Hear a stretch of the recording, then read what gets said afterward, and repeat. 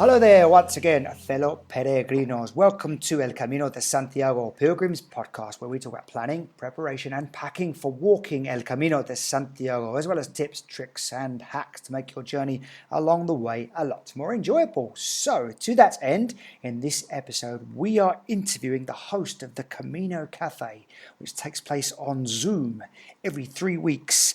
It's Leigh Brennan from the US of A, who walked the Camino Frances from Ultreya to Santiago de Compostela just last autumn.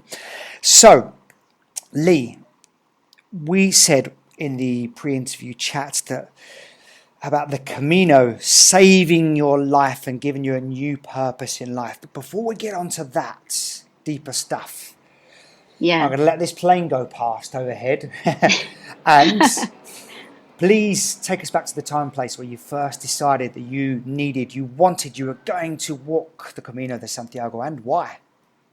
Okay. Well, first of all, Brad, thank you so much for inviting me to be on this podcast. It is my favorite, so I listen all the time, and I'm just honored to be able to talk with you today. As far as the Camino, I was first introduced to it. I was teaching indoor cycling at a gym, and one of my riders actually went on the Camino. And when she came back, I just saw such a change in her. And I was like, wow, what is this Camino about? And then a few years later, I saw the way, like everybody. And once I saw the way, I thought, oh, this is something that's going to be on my bucket list, and I always envisioned it would be something I would do at retirement. So that was pretty much how I became aware of it. Now, the big question then I've got is, what change did you see in your friend that made you want to do it? Wow, she just came back a calmer person, and she actually made a major career change after. And you could just see this light in her that was just something you're like, I want some of that. It was just so enticing. And you started in Febrero. I was trying to do my Spanish sounding accent there. Febrero. Where I live in Tenerife, they don't use that sound, so it's extra hard for me to get used to it. But why did you decide to start there? And did you fly in by helicopter? Because that's like the highest point, or how did you get there to start?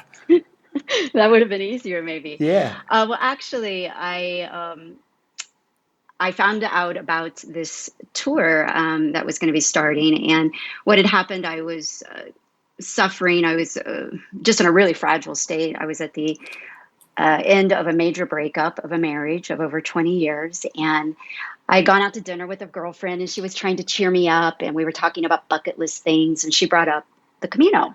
And I'm like, oh, I always wanted to do that, but I envisioned that I'd be doing it, in retirement with my husband someday.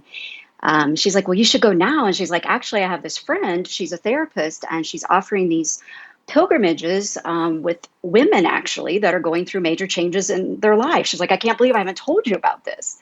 And I got so excited. I was like, this sounds perfect. And so I went straight home, called the person that was running it, and signed up right away. And over the next couple of months, I think that was like in January, and so I didn't leave until September. So during that time frame, I almost canceled 4 times because I thought, well, this is not at all how I imagined my Camino would be. I thought I'd be in this really great place, and it would just be a fun thing to do. And instead, here I am.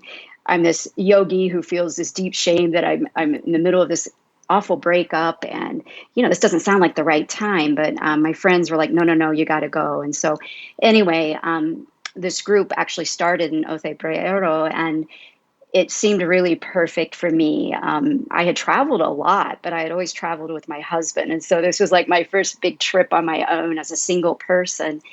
And I think just being able to start with a group at this location kind of provided me some security that I thought I needed.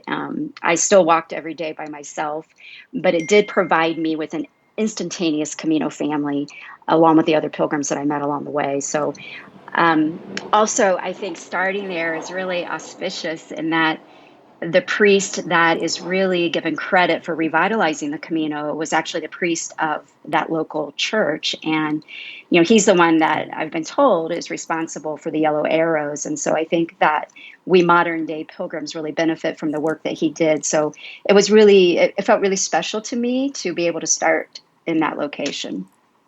Just for anyone listening that may be looking for that kind of group support and that immediate Camino family that you got by starting with this tour, what was the name of the tour, the company? They're Soulful Travels. And Soulful it's fan. Travels. I'll send you a link for it. And um, the leader of that group, she actually just wrote a book. Her name is Pam Cordano, and she's just fantastic. So it was really great. And after I came back home from that, I decided that I wanted to do the very same thing and lead groups because the Camino just provides such a transformation. And well, maybe we'll get to that later in the call, but I just think it's a fantastic opportunity. And I encourage anyone that's going through some type of life change to think about going on the Camino. Yeah, I it's the think it would be worth perfect, it. Yeah, it's perfect. perfect place to get the headspace and to clear out a lot of those cognitive cobwebs, for sure. Exactly. For sure as well, if we could circle back to that at the end and put a kind of tie up our story or your story of the Camino, that would be Okay. wonderful if you're comfortable to do that. Absolutely. Now I'm interested also to ask specifically before we get into into the practicalities, what exactly you found out about this priest, that he was the pioneer for the yellow arrows, or Yeah, so he was originally the priest, I guess, in Syria, and then he got assigned at the other church in Ultreya, and he was a scholar, and he started studying the Camino, and so there's a lot of research out there today that says that he, in the 70s and early 80s, went around painting the yellow arrow because so much of the Camino at that point, it was confusing which direction to go, and the trails weren't very well marked. And so he kind of made it his mission for life to go out and do that. And he unfortunately passed away, I guess, at a pretty young age. But I don't know. I just find it really fascinating that he did yeah. that. And I think, we can all thank him because it's a lot easier to find our way with all the work that he did. Well, if wherever he is, I'm sure he can feel our good positive energy. Thank you for painting those yellow arrows, because there's no Yes. better feeling than when you're walking along the Camino and you're not sure where you're going. You're worried you might be Right? lost. You're in the middle of a forest and you just see a yellow arrow on some rock. You're like, Yes. hallelujah, we're okay. Exactly. That, Right. Right. yeah. One of my friends calls it arrow fever, the yellow arrow fever. Like you can't wait to see the next one to be sure you're on the right path. And I was really grateful for them. It's like when you get a notification on your phone or your computer or an email. It's like a notification that you're going the right way, and you get that same little shot of dopamine, and it's very unreasonably gratifying, I think. So that priest, you have made a lot of people very, very happy, probably thousands of times throughout the Camino. So thank you so much for that, and thanks for the story. I didn't know it No worries. originated all the way up there in Ultreya. All right, Yeah. so it sounds like, because you said there you just decided to start your own similar project, which is called? We are Sacred Compass Journeys, and we will next year have tours. Hopefully, if Americans can visit the EU next year, we will have tours that will be in May and June, and again in October and November. Right. Well, I'll probe you for more details and contact details about that at the end. But imagine you're going to go back with Sacred Tours tomorrow. Sacred Tour. What was it? Sacred Compass Tours. Sacred Compass Tours. Apologies. Sacred Compass Tours tomorrow. What would be the first 3 things on your kit list? Okay. Well, first of all, Vaseline for my feet. So important. They really kept my feet in tip-top shape. The next thing would be my therapy balls. And so every morning I roll out my feet, make sure that my feet are in tip-top condition. So I do what you would call a pre-covery warm-up for my feet and my legs. And so the therapy ball, I think, is just worth its weight in gold. So helpful at the end of the day because you can then come home and massage your feet. They're just perfect and they're very lightweight. And then the third thing that I carried that I found invaluable is in my yoga classes, I'm all the time giving quotes to people to inspire my students. And so I decided that I would do that on the Camino. And so I just made up a bunch of different quotes on little pieces of paper. And so throughout the day, as I would meet fellow pilgrims, I would give them the opportunity to pull out a quote out of my quote bag. And it was a great conversation starter. It helped me meet a lot of people. But most importantly, I think there were a lot of times when I met people that were really tired. They needed that little extra dose of inspiration. And so they'd pull out a little quote and they would just get this really big smile on their face and often tell me, like, that was the thing that just made my day. You even really helped me go on. So I feel like the Camino gives you so much as a pilgrim, and it's nice to be able to give back to your fellow pilgrims while you're out there. Well, I love that. The Vaseline, lubricate the feet before and after the end of the day. I like the therapy balls, and the word I got from you there more than anything that stuck out was pre-covery. So, Yes. yeah, great idea. And I love the quote bag. I just love it.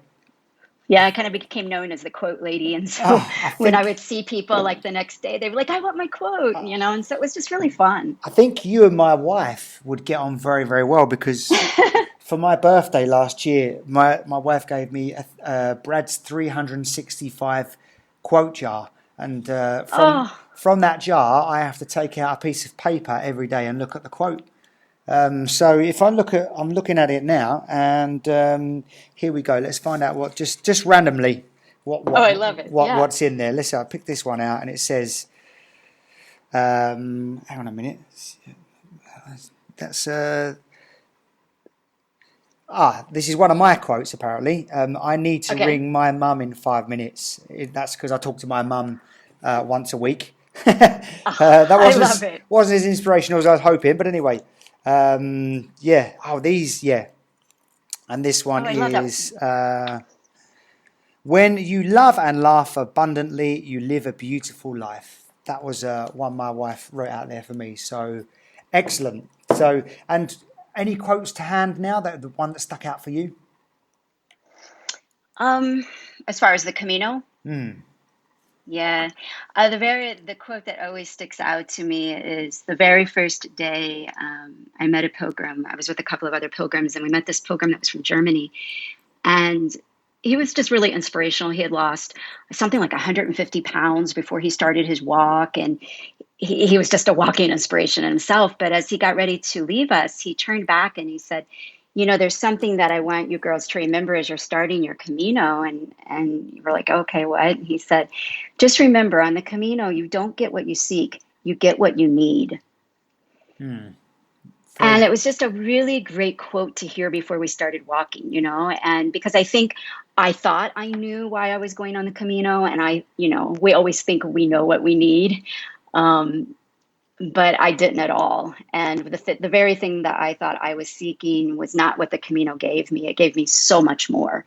And so I think that quote just kind of opened up my mind, to be open to what was going to happen versus trying to control my Camino. And I think that will feed nicely into the topic we were going to talk about to tie everything up and complete the story of your Camino. So we'll definitely touch on that one at the end. But it's a lovely quote, and Okay. thanks for sharing. And I love your quote jar because we had a guy a couple of weeks ago from Liverpool, Chris Corbett. If you're listening, hello. Uh-huh. And he ended up becoming known as the Lollipop Man because Yeah. he was running along the Camino giving lollipops to everybody he went past. So he was passing people because he didn't want to be rude as he was passing them. He gave them lollipops, which I thought was Yeah.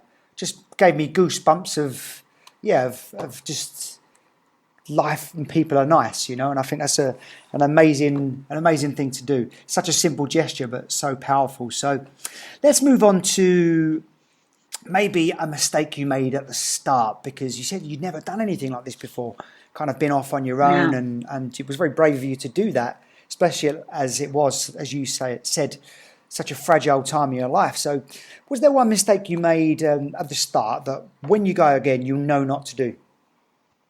Yeah, definitely. Which was kind of embarrassing because I live out in Salt Lake City, and so I do a lot of mountain hiking out here. And I just wrongly assumed it was going to be really warm all the time. And so the first night that I arrived, the evenings were very cool, and the starts of the morning are quite cool because you're, at a little bit of elevation even there. And so anyway, right away I had to buy gloves and a buff, and even though I have so many of those at home, I still had to buy them there in Spain. So I would definitely take those again. And then I would say another thing is not really brushing up on any basic Spanish. I wish that I just out of respect for all the people that serve all the pilgrims along the route, it would have been nice to have been able to converse a little bit more. So that's one of the things I'm working on right now. I just started taking Spanish lessons, and I'm trying to, I'll never be an expert, but trying to just learn a little bit of Spanish so I can communicate a little better. If you're learning some Spanish, is there a Spanish phrase or word you think would be especially useful for non-speaking Spanish pilgrims to know? Ah, wow. I think just the basic things that you're going to order to eat and just basic manners, like just the most basic of things, like being able to say thank you and being able to ask questions, and I don't know, being able to pronounce things also in the way that they should be pronounced in that area, Yeah. which I find really challenging. But it's embarrassing, when you are trying to communicate with someone and you're just really just messing up every other word.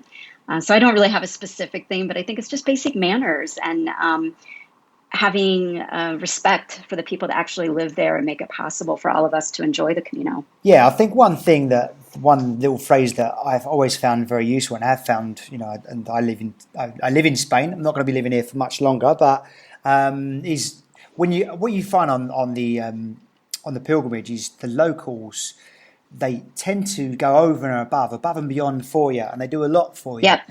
And Yeah. to express that thanks there's just a phrase that's muy amable, which is very very kind of you kind of thing. It means so muy amable. So it's like amable, really. So same in English. So muy amable. If anyone's listening, Oh. add that to your Mm-hmm. Duolingo stuff. Muy amable, which means very kind of you. So Oh, I love and I that. Thank guarantee you. you're going to be able to use it because people really, really do go over and above to help you out, and sometimes just that expression for me works. So, muy amable. All right, so learning Spanish from a guy from East London doesn't happen very often, but anyway. I love it. So, Muy amable. muy amable, muy amable. Muy amable. Love it. Beautiful. I feel like we're having a little Spanish lesson here. So good stuff. Muy bien.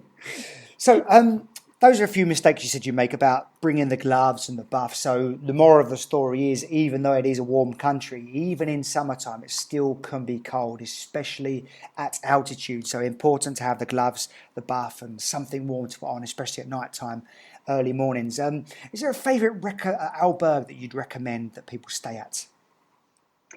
I really don't have an albergue to recommend because since I went with a larger group, all of our, guest houses were prearranged. So we stayed at these very modest, but, very, very, very nice places to spend the night as a pilgrim.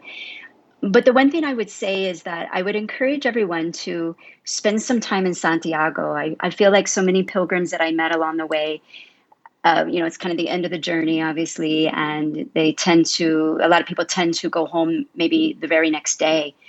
And I just want to encourage everyone that if their budget allows to spend a few extra days in Santiago. I think it's a fantastic city on its own, but the vibe of the town with all the pilgrims coming in every day is just really so amazing. And I think for me and for a lot of my fellow pilgrims that I've spoken with since I've been back, when you arrive at that square, there's so many overwhelming feelings that first time you walk and you see the cathedral, and it's almost sometimes feels like too much to take in. And so I actually stayed a couple of extra days. I didn't know to do this, but I just happened to plan it that way. And so I stayed a few extra days, and the benefit I got out of staying, aside from going to all the wonderful cafes and whatnot, is that being able to go and just sit and observe and watch other pilgrims coming in at the end of their pilgrimage was just amazing to watch. And also to be able to sit there and journal and process and just kind of think about everything that happened. I think when you finish a pilgrimage, there's so much that has happened for you, and the transition of going back home it can be overwhelming. And so I think that extra time in Santiago can kind of give you a little bit of buffer space to process some stuff that you did before you actually go home. I would second that recommendation most definitely. It's the vibe in Santiago is absolutely electric, and you can really feel the joy of everyone coming in, and those, the random, should I say, when you're crossing paths with people that you didn't expect to see, pilgrims you haven't seen in weeks and days. And Yes. yeah, that those just impromptu reunions are just one of the best things about the Camino as well. So you love Santiago. Was there a place along the way that you thought, I must recommend people stay there, or if I went back to the Camino, I'd want to stay here for a night? Yeah. One place that I really loved along the way was this little ashram. I don't know if you stopped at it, but it reminded me of a yogish ashram, and it's Tara de Luz. And Tara de Luz just has this amazing vibe to it. It's kind of got a yoga vibe to it, but it's run by a bunch of just really young pilgrims that kind of stopped along the way and are volunteering, and they are just incredibly kind. And just the energy that's there is just so uplifting, and it just really spoke to me. I stayed there, I think, probably about 2.5 hours, just enjoying their company. They have refreshments that they serve, and at one point they were playing a lot of music, and they all just kind of just started dancing in the courtyard. It was just a very magical experience, and had I been able to, I think I would have spent the night there. It was just wonderful, but I already had a place to stay, and so I had to get back on the path. And as I walked out over to the left-hand side, I noticed that they had built a labyrinth. And so I actually went out and did the labyrinth. And some of my fellow pilgrims were like, "You're actually adding to your walk today." And I'm like, "Yeah, and I'm not going to pass a labyrinth up." But it was just a really magical place. So I would definitely recommend for people to stop there if they get a chance. So can you just say the name again for me? Ta de Luz. Tara de Luz, yes. Okay, how did you? Can you remember how to spell that exactly? It's Terre, Right. second word is, and then DE, and then LUZ. So that translates literally as land of light. Yeah, Beautiful. beautiful. So Terre de Luz, make sure you stay there, and because next time if you went back, you're definitely going to stay there. So great recommendation there. Thank you very much. What about a favourite food or drink along the way that you'd recommend people must try? Oh my gosh. So many things, right? Well, definitely the tortilla española, I love. Croquetas, really good croquetas. They got to be good ones, right? Yeah. Not the prepackaged, but homemade croquetas are delicious. And of course, all the vino. Can't go wrong there. The croquetas are amazing. Sometimes you get them with cheese and ham. Sometimes you get them with Yeah. tuna. Yeah, absolutely good stuff. So try that croquetas, definitely. And that's one we haven't heard for quite a while, actually, Leigh. So thank you very much for that one as well. Okay, we're going to do a few Camino quickies. Okay, so short, Okay. sharp, sweet answers, and then we'll get right back to the main discussion. So, have you got a favourite Camino blog or book? My favorite book would be A Furnace Full of God by Rebecca Scott. Furnace Full of God by Rebecca Scott. Favorite vlog or film? My favorite film right now is Phil's Camino. Phil's It's Camino. fantastic. Good Yeah. stuff. Never heard of that one either. What Oh, it's about wonderful. a favorite Facebook group and or forum? My favorite Facebook groups, I would say the one I have, which is Camino Cafe. I love that group. And then also, I'm a big active member in Pilgrimage in Place, which is ran by Annie O'Neill. Pilgrimage in Place and Camino Cafe. Look out for those ones. Beautiful. We've already talked about favourite food and drink. So, one thing you wished you'd packed. Mm. One thing I wished I would have packed. Oh, let me think for a second. Well, when I wished I had packed more Vaseline, I took a very small amount so I could just carry on, all of my stuff on the plane. And so I ran out partway and had to get some more. Yes, so I have a big one. So at that time, I carried a massage rolling stick. It's called a marshmallow stick, if you're familiar with that type of tool. And it's kind of long, and so it was very difficult to put in my backpack every morning, but it was really popular any night that, at the hotel, everybody wanted to borrow it. So when I came back from my Camino, I recognized how much muscle and myofascial massage really helped my fellow pilgrims. And so I decided that I would go and get certified in that modality. And so I did that in January. And in the past, in my yoga classes, I did a lot of that, but I always used lacrosse balls or tennis balls. And when I attended this training, I found out that there's a much better product available. And I get nothing from this recommendation, but it's called a yoga tune-up ball. And the reason I recommend it is that it's kind of like, if you imagine, if you're doing yoga, it's not fun to do yoga on a slippery surface or a really hard surface. You want to have a mat that's got a little bit of grip to it and, gives you a little bit of pad. And that's the same with these balls. There's a tremendous difference between rolling out your feet on a lacrosse ball versus a yoga tune-up ball. So I get nothing from doing that. I'm just telling you, I love them. So I would definitely go out and get this time I'll be taking my yoga tune-up balls when I go instead of taking the the marshmallow stick. Okay, lovely. Yeah. Good recommendation there as well.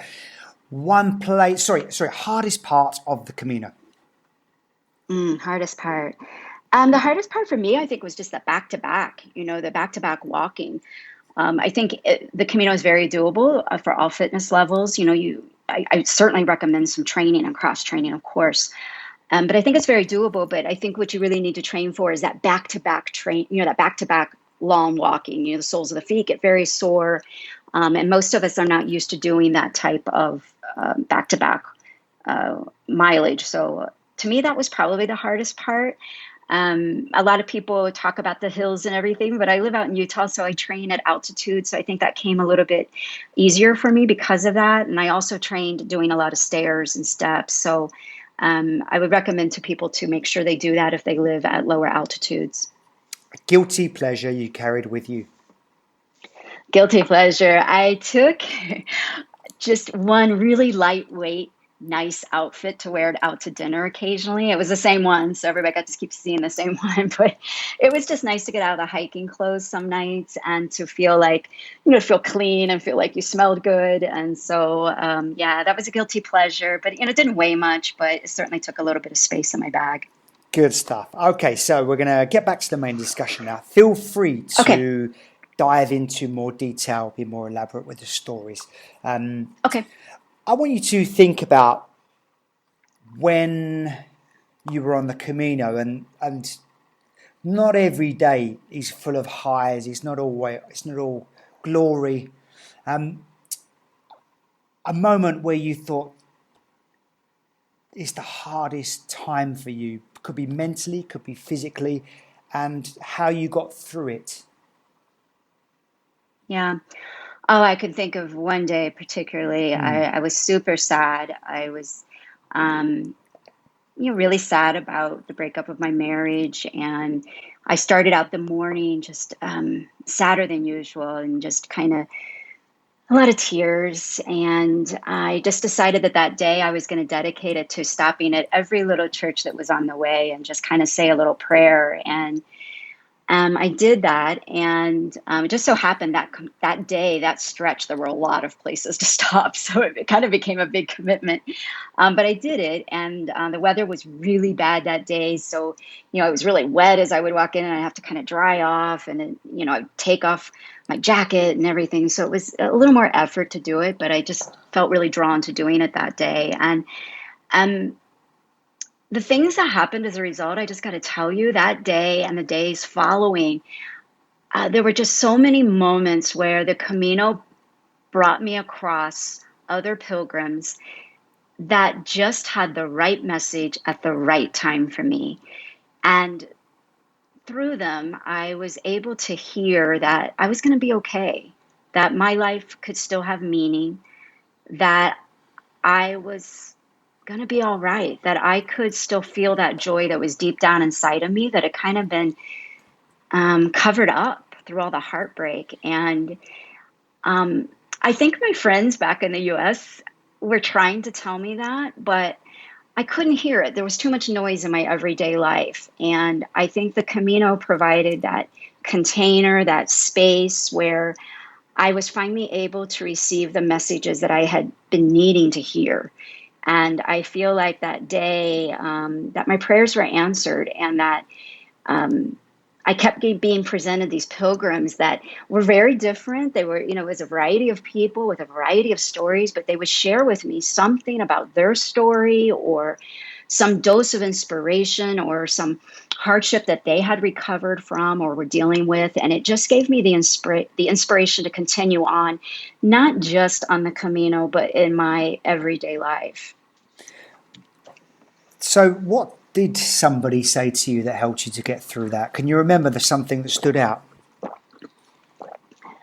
Yeah, I think one day, it was the next day, and I met somebody, and they were like, "Oh, you're like, you just have this energy about you, this light, this joy." And I almost felt like laughing, because I was like, "What? Like, I haven't heard anybody say that." And then I suddenly realized that, oh my gosh, like, I am spontaneously happy here. I do have my joy and my light back. And it was like this moment of recognition that all of that is still within me, but I had lost sight of that. In all of my heartache, I forgot my innate happiness.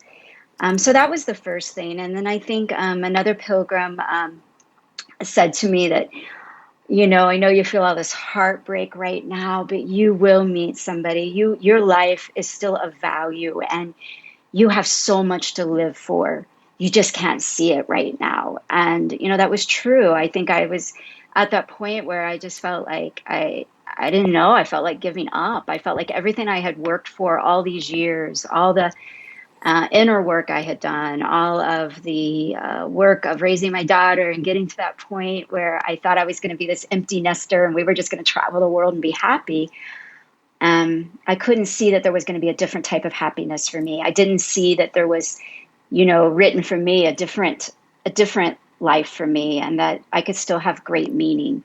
And that's really what this pilgrim, I think, was trying to communicate to me. And it was so comforting to hear that, and to know that I could still go on. So what you're saying is, if you are trying to process something in your life, then the Camino provides that cathartic experience and the platform, the space for you to do it. Absolutely. Absolutely. And you've got to be open to that and ready to hear it. It may not always be the message you want to hear, right? But it provides you that opportunity. And I just can't encourage people enough. If you've even felt an inkling to have that call to go to the Camino, go. And even if you don't think you have something to process, I guarantee that during that solitude of walking, things are going to be presented to you that maybe still need to be processed. Or if you are trying to work through a problem, it will give you that space and some of the answers that you're looking for. It doesn't end there. The Camino and your pilgrimage still go on. Someone said to me once that Santiago is not the end, it's just the beginning. And I have seen that in my own life for sure. It's not like you go and everything's perfect at the end of it, right? You still have stuff to process. And I think pilgrims, I'm just speaking for myself, I know that I'm so attracted to going back, because I'm like, oh, I want to go back and keep processing new things that have come about, or to continue to process the things that I was processing already back then. Yeah, I think it definitely provides that for you. I think it was Jack Canfield that wrote a book called, was it Jack Cornfield, sorry, After the Ecstasy, the Laundry, and I think that sums up the experience of the Camino, doesn't it? So yes, absolutely. Touching on that, how do you recommend pilgrims make a smooth transition back to civilian life after such a once in a lifetime, like you said yourself, bucket list adventure? Yeah. Well, the first thing is, if you can, if your budget will allow, stay a couple of extra days in Santiago. And then, I'm a big journaler. And so every day on the Camino, I would write down the top 15 things that I found interesting, or people I met, or things that happened. And so that each night, I've just jotted down real quickly. So I'd have this list of 15 things. And then at night, I would journal more about that. maybe more in detail. And then on the airplane ride home, if you have that time, or the train ride, wherever you're headed back for home, I would just encourage everybody to journal a little bit more, to just be introspective of what's occurred, and to go slowly. Because I think when you arrive back Mm. home, a lot of people want to hear about the pilgrimage. They kind of view it as a vacation, and they want to hear this highlight reel of your trip. And I think when you get home, you're still processing so much of what happened. And so I would just encourage you to go really slowly and not share a whole lot in the very beginning, because I think you really need to get grounded again. And you need to really think about what you want to share. There's a lot of very personal, intimate things that I think you learn about yourself, and not all of that necessarily needs to be shared, or not be shared until you're ready. And so I think rather than coming home and just like pouring it all out, take your time. And also to remember that people who have never been on this pilgrimage don't really understand what goes on during a pilgrimage. And, they think it's like this vacation you took, and they just want to kind of hear a few highlights. And I know I have found a lot of comfort and friendship. I have made so many additional Camino family members since I've come back home, because you want to talk about it all the time, but you want to talk about it to people that have been there and have understood what you've experienced. While our experiences vary greatly, there is some commonalities that are very comforting to talk to fellow pilgrims. So I would encourage people to come back and stay in contact with the Camino family members that they made during their pilgrimage, and to also just take it slowly when you're talking about it to people that haven't been, because we want to encourage everyone to go, and you don't want to make people feel forced. People will go when they're called to do it. And I think sometimes we come back and we're so enthusiastic and we're like, everybody's got to go in the Camino, and I think that can kind of turn people off. Yeah, And I so was you one want of to, those, definitely. Yeah. yes, Yeah. People were right? sick of me. Yeah, I know they were, but Yeah, absolutely. it's hard to can your enthusiasm like that. But I like what you said about journaling as well, because I think when you're on, I can only speak from my own personal experience, but I know from talking to other pilgrims through this interview that, and especially through the process of catharsis that we go through, that we've spoken about before, is that we can have lots of realizations. We can come face to face with our own foibles on the Camino, and when we do, and when we journal, we get those out in the open, and we can become intentional about maybe things we want to do more of, things we want to do less of, things we want to achieve. And I know for myself, that when I walked the Camino on my own, I came off really realizing how aloof I was and had been throughout my life. And Yeah. I'm not a shy person, but until I get the green light from someone to let me in, I stand in the shadows. And so I learned on my Camino how brilliant and how fun, what a great feeling I got from being the first person to say hello. And Yeah. that was my one of my, sounds silly, but one of my developments that I was going to make after the Camino. I wasn't going to wait to say hello. I was going to be the person that went, morning, or how you doing, or all right, lovely day, that kind of stuff.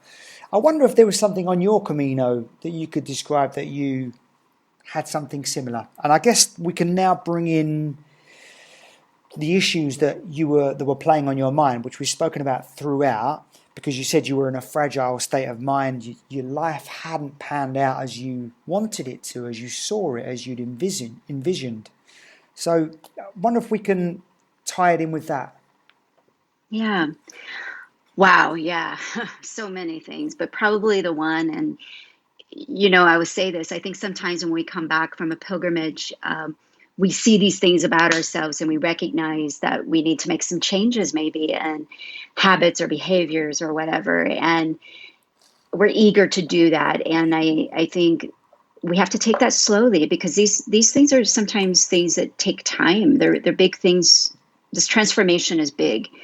And so one of the things that I noticed about myself is that, and I'm still working on this, is surrendering.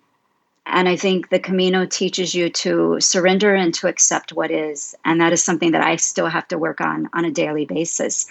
I think I have a tendency that I want to control things. I wanted my Camino to look a certain way. I wanted the weather to be a certain way. I wanted um, my fitness, you name it. I wanted it to be and look a certain way. And I want my life to be like that. And so the Camino taught me that, it's going to rain when it rains. It's going to, the day that you're most tired is your hilliest day. And there's no choice. You got to keep pressing forward. And it's really up to you to either surrender to that and to accept it and to deal with it in the best way possible. And I think I've learned about myself that I have a tendency to resist what is. And I kind of let my essence suffer from that. I let my energy kind of decrease and my light kind of gets dulled because I'm resisting so much. And I've learned about myself that when I just go with the flow, which is, a lot of what yoga is about, is going with the flow and accepting reality. And when I can do that, my light shines through. I'm a happier person. I'm better to be around. And I think there's nothing more than a pilgrimage that shows you that lesson every single day, because you're faced with things not as you necessarily want them to be. And that's the beauty in it. I've had people say to me, well, you live in Utah, you can hike anytime you want. You live in the mountains. And that's absolutely true. But there's something about those back-to-back days. And there's something about those back-to-back walks and doing it not for fitness or adventure or whatever, but doing it for the sake of pilgrimage. That's a transformation that you can't find on a one day hike out here in the mountains. Those are great, but it doesn't compare to a pilgrimage. And the challenges that you're faced with. I mean, I like what you said there as well, because what you said about going with the flow and surrendering, it does actually tie in with your quote, what you said that you said earlier on, which was about not getting what you want, but what you need. So it might not necessarily be what your preconceived idea was, but actually somewhere out there in the cosmos, there's a greater plan for you, and you just have to trust and surrender to that, I guess. Yes, absolutely. Just to finish on a positive, I wonder if you can recall a funny, inspiring or quirky moment or encounter that embodies everything that's good about the Camino, that after listening to this story or this experience or this encounter, that they're going to be like, that is what I need to do. Oh, yes. Okay.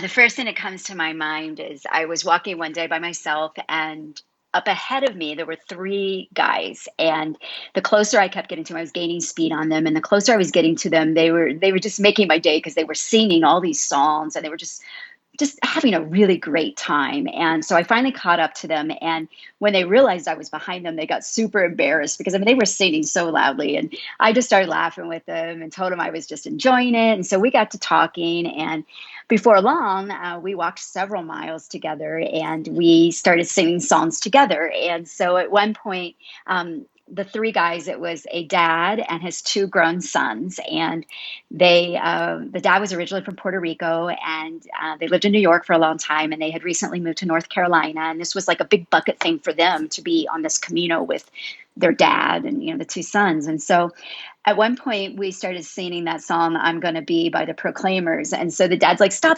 I want to record you guys. I want to video you guys doing this. So his two sons and I started walking and singing and dancing and singing the song as we're just walking. And it was just this glorious moment on the Camino. And I'll get to what it represented in a moment. And so anyway, finally I started looking at the time and I'm like, I got to get on, I'm going to miss where I need to be later this evening. And so I told him I was going to walk ahead. And so they said, well, let us serenade you on your way. And I said, okay, great. And so they picked out a song. They said, we're going to think about what song. And so they talked for a few moments. And then they decided to sing this song. I think it's by Alphaville, and it's called Forever Young. And so the two sons serenaded me with this song. So they were playing it on their phone and they were singing. And I just walked on my way, and it was just this most joyful moment. And afterwards, I got to thinking, if I had met these guys at a local Starbucks, we would have never spoken to one another. We might have said a polite excuse me or hello or whatever, but we had these most, we shared our stories, we're singing with each other. I would never do that at a Starbucks or out on a trail here in Utah.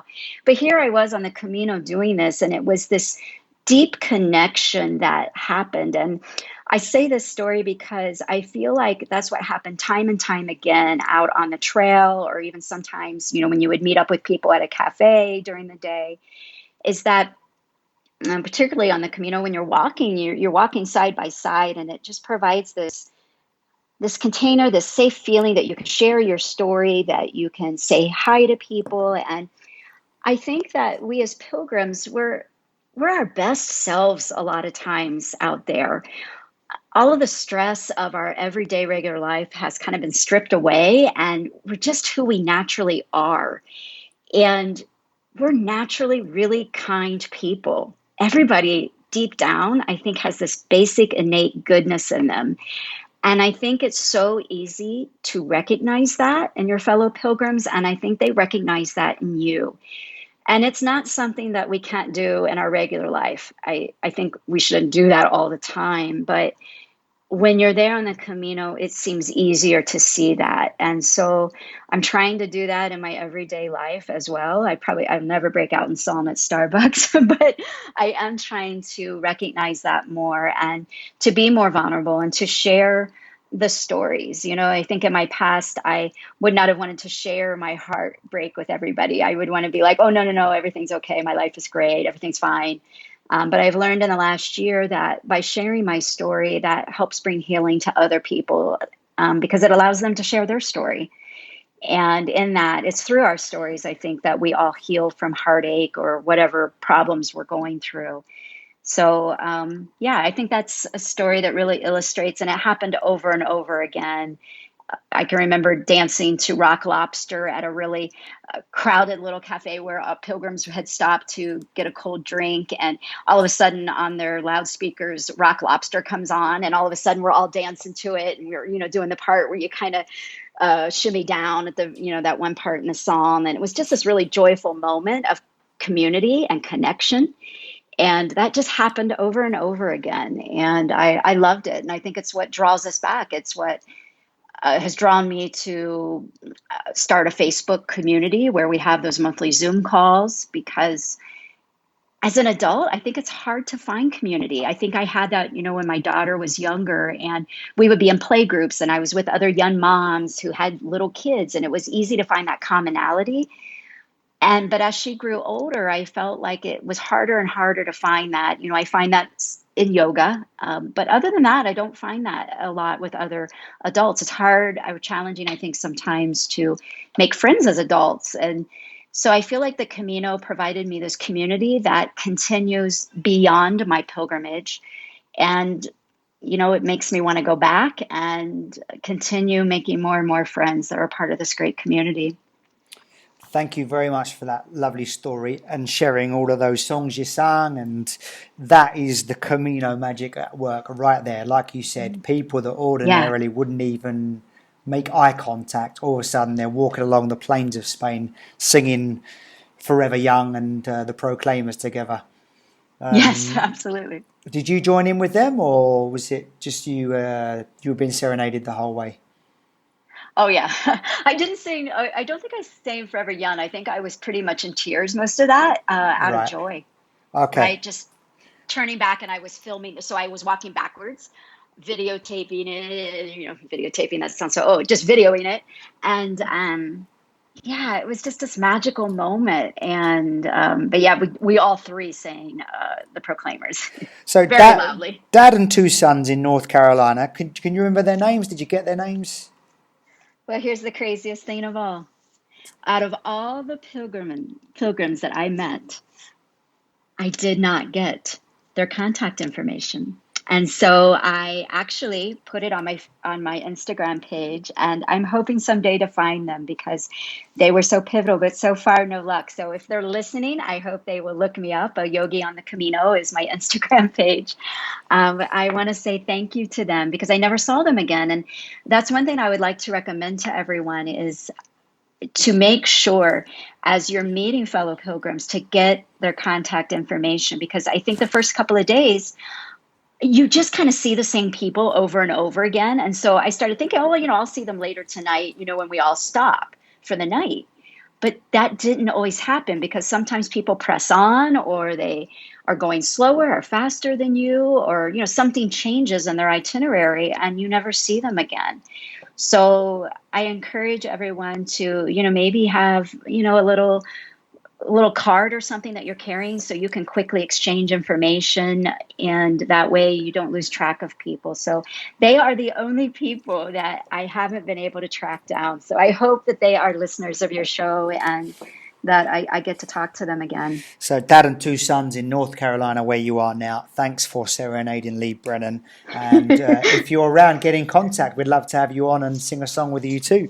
That'd be great. Where can the listeners find all your Camino activities? Tell us how to keep in contact with you. Okay, so on Instagram, I'm a Yogi on the Camino. I also have a Facebook page, but I'm more active on Instagram. And then also for if anyone is interested, if they're going through some challenges in life and would like to take a pilgrimage with a group, they can look up Sacred Compass Journeys. That's our website. And we also have a Facebook page. You can also find me on leighbrennan.com. That's my yoga page. And also this September, I will be offering different online yoga classes and just tips and different things for morning rituals and evening rituals to help everyone stay healthy while they're out on pilgrimage. So I'm hoping that while people are out, if they do have their phone and they want some support each morning and each night, they'll be able to look at my Instagram page or my Facebook page and just have free access to different techniques for rolling or different yoga poses that they can use, and just daily inspiration while they're on their pilgrimage. Leigh Brennan, thank you so much for this wonderful interview, for the stories, for the recommendations, for being so brave as well, and for letting myself and all the listeners in to know so deeply about your pilgrimage. And I'm really, inspired to see that you've gone from a pain point to, I think, who's it? Dean Graziosi says, make your mess your message, and you've done that. And it's inspiring. So thank you very much for that inspiration. Well, thank you, Brad. I want to thank you for the work you do with your podcast. I listen all the time, and I know for me and for other pilgrims, it's such a comfort. It's so fun to listen to listen to other people's stories, and you provide a real service out there, I think, to the Camino community. So thank you for what you're doing, and thank you for allowing me to just come on and tell a little bit about my story. I really appreciate your time. It's an absolute pleasure and an honor, Leigh. And I just wanted to put this on my phone. I don't know if you can hear that. I think that's Forever Young. Forever Young, I love it. My wife has got an imaginary candle in her hand at the moment. So I thought thank you. I have chills, Brad. Thank you for doing that. I couldn't resist. Uh-oh. Forever yes, you're young. I actually can sing a little bit better than that. So I've just sung to you, Leigh, so you've got to finish by singing 500 miles to me. Oh my gosh. Let me see if I can cue it up. When I wake up, I know I'm going to be the man who wakes up next to you. 2, 3, 4. Here we go. Can you hear it? I can hear it loud and clear. Oh, I know I'm going to be the man who comes home next to you. Something like that. Now, no, I'm going to be the man that wakes up next to you. If I heave up. And then I think it goes on, I would walk 500 miles and I would walk 500 more to be the man that would walk 1,000 miles to be right next to you. Beautiful. Well, the next time you walk 500 miles, I wish you Ultreya. Thank you so much, Leigh. Oh, well, Camino, thank you so much, Brad. I really appreciate your time.